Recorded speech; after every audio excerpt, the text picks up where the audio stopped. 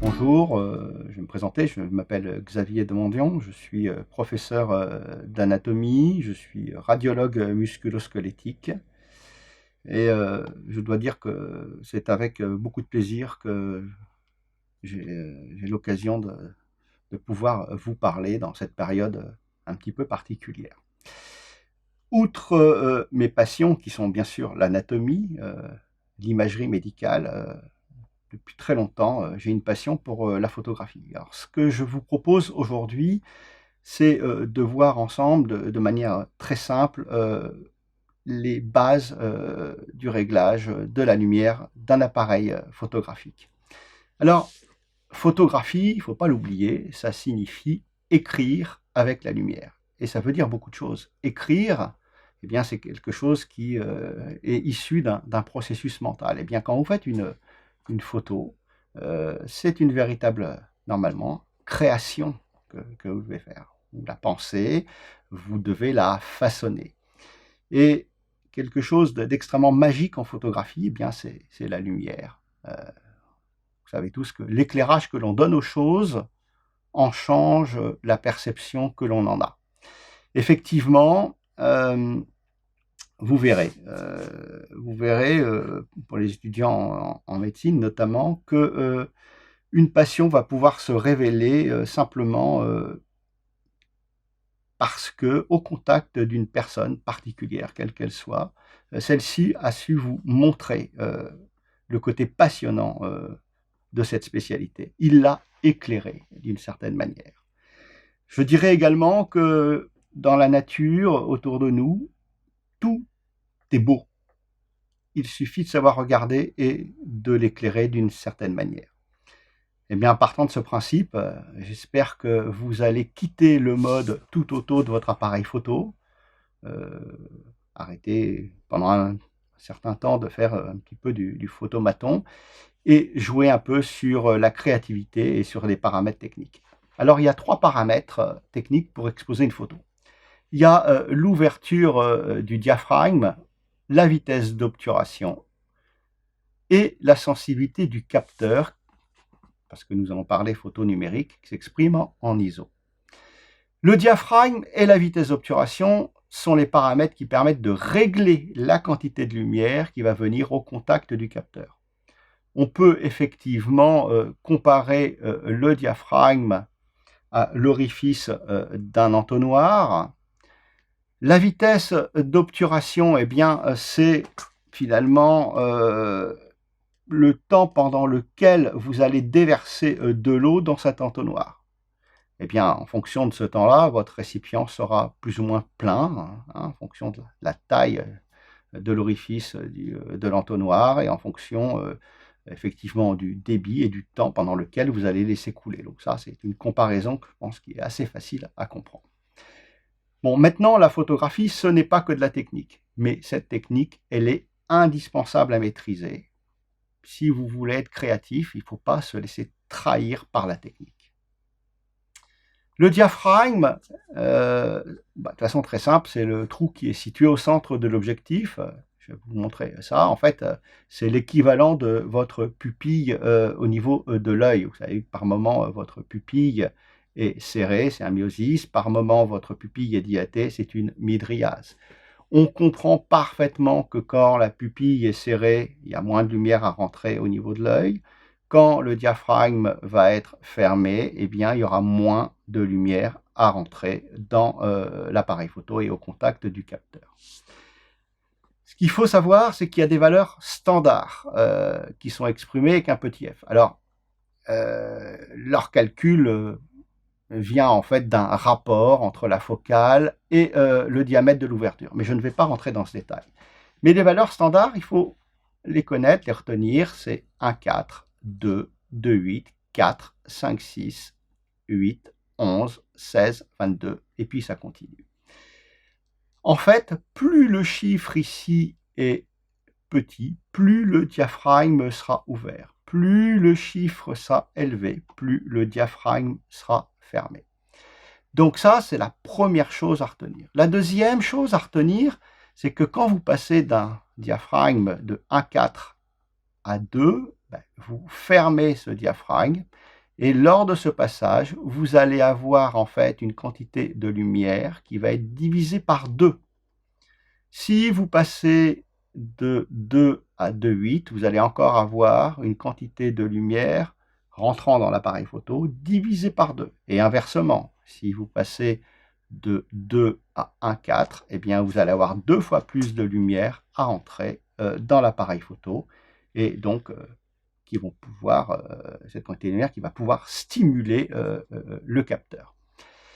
Alors ce n'est pas tout, il faut aussi comprendre qu'il y a des corollaires à ces choix et que plus vous allez fermer un diaphragme, plus vous aurez de profondeur de champ. C'est-à-dire plus vous aurez, par rapport à la mise au point que vous aurez effectuée, une netteté d'arrière-plan.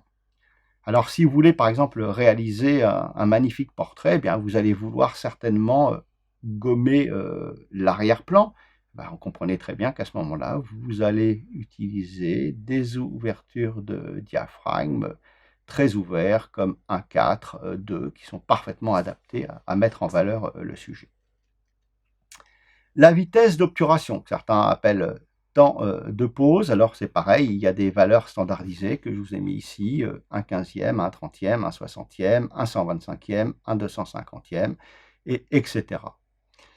Quand on double la durée d'exposition, eh bien, encore une fois, on va doubler la quantité de lumière qui va rentrer au contact du capteur. Et inversement, effectivement, il y a 2 fois plus de lumière à entrer à 1/125e de seconde qu'à 1/250e.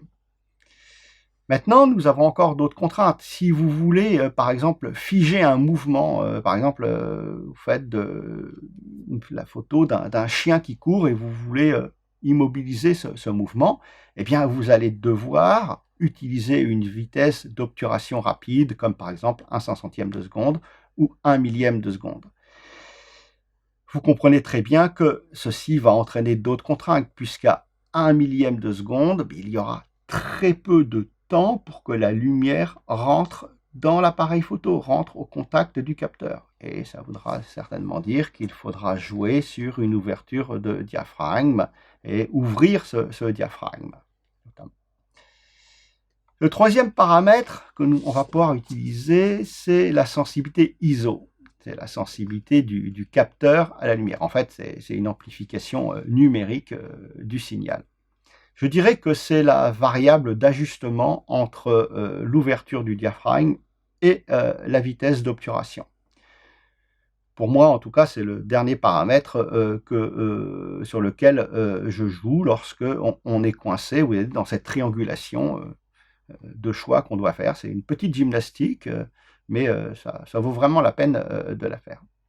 Alors, les valeurs ISO, finalement, elles sont également standardisées. 50, 100, 200, 400, 800, 1600. Alors, pour certains qui ont peut-être commencé à faire de la photo avec des pellicules argentiques, on ne parlait pas d'ISO, on parlait d'ASA. Évidemment, c'est tout à fait équivalent.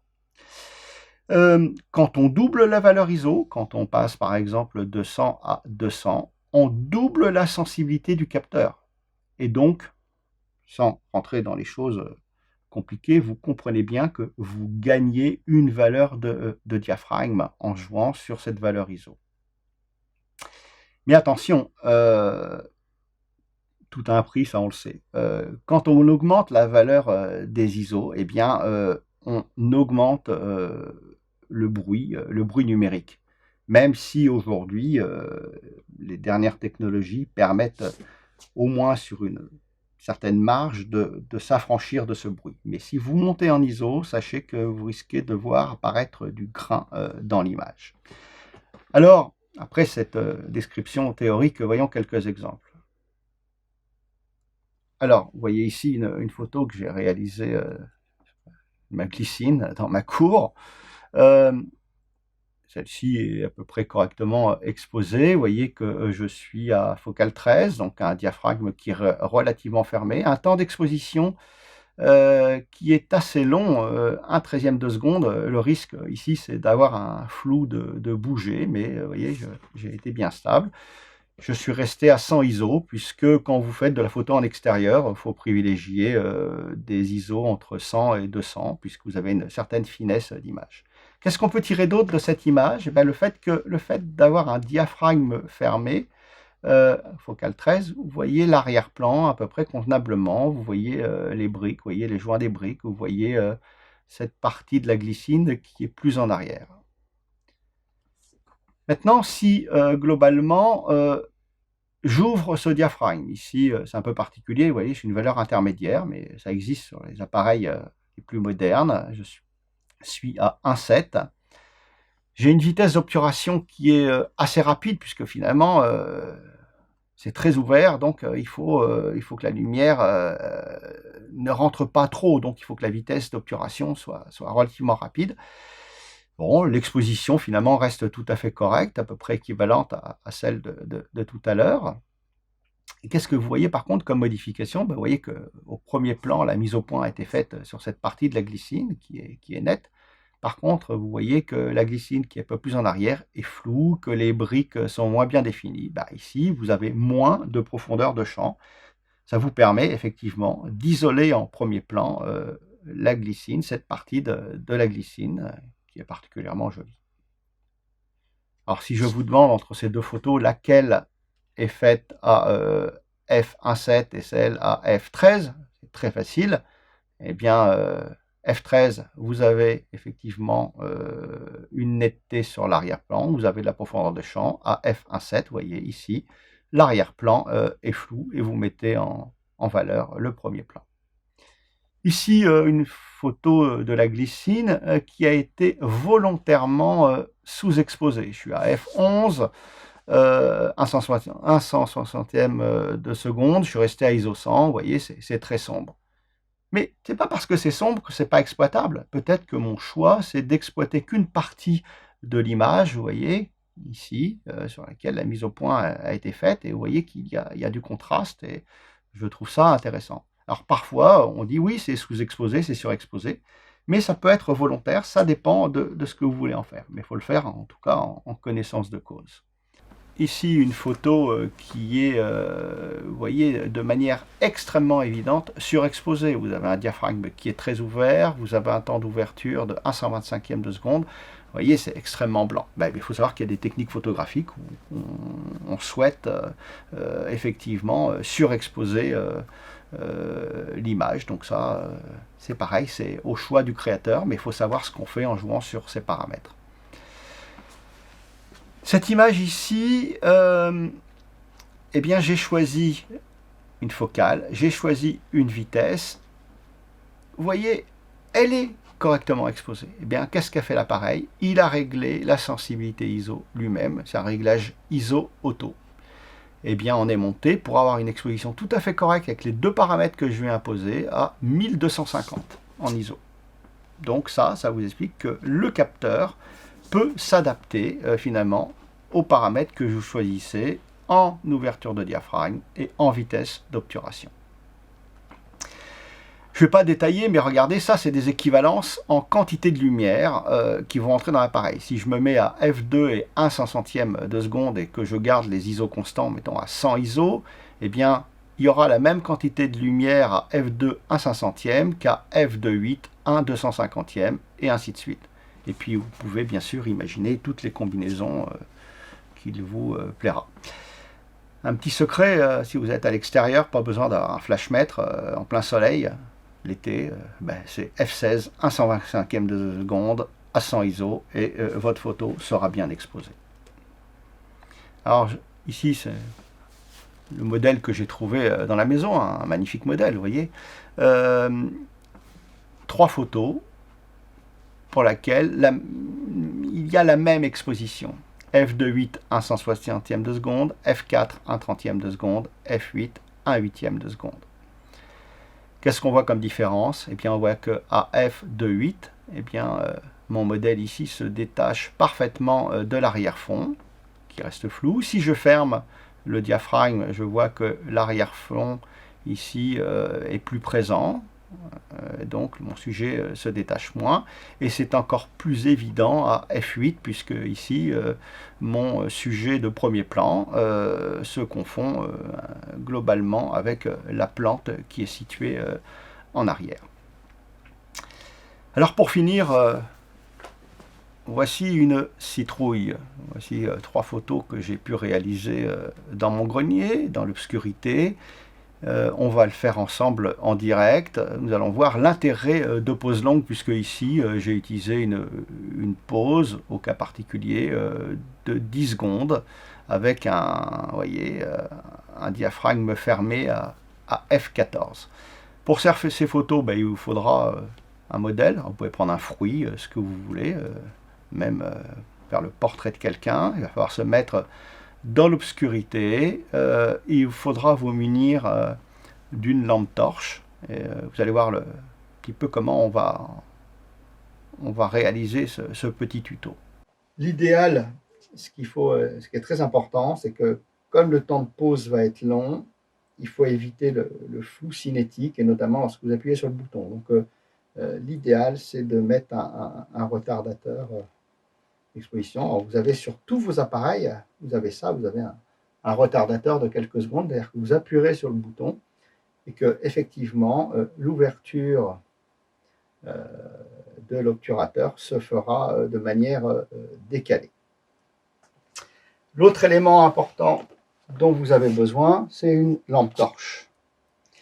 Et on va voir qu'on va éclairer certaines parties et très peu de temps dans le noir. Très peu de temps, une partie de cette citrouille.